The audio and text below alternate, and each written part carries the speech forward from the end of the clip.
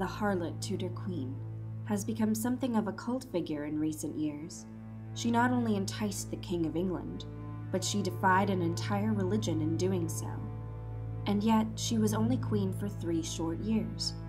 What happened in that time to secure her place as the first English queen to ever be executed?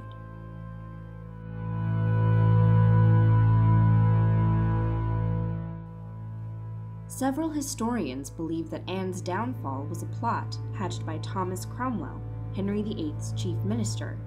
Anne publicly opposed Cromwell over his policy of redistributing church revenues to the king's own personal coffers, as well as his own. And yet Henry himself may have been the real instigator behind Anne's execution. After 3 years of marriage, she had failed to give him the male heir he so desperately wanted.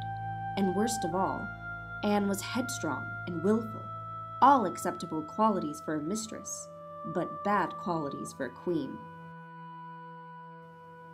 Anne was largely oblivious to Henry's feelings until the 2nd of May, 1536, when she was arrested, accused with charges of witchcraft, adultery with several courtiers, and incestuous relations with her brother George.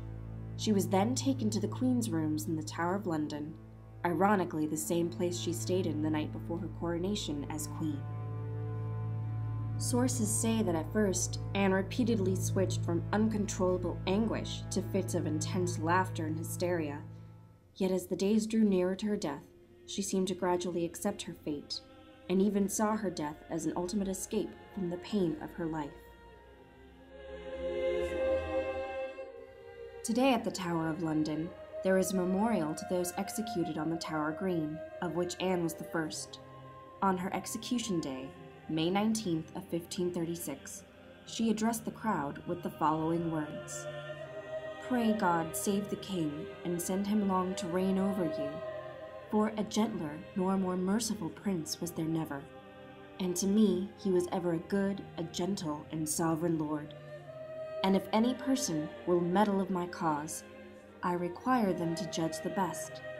And thus I take my leave of the world, and of you all, and I heartily desire you all to pray for me.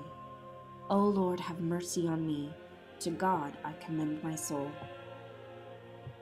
Though Anne Boleyn died at the young age of 36, her memory lives on.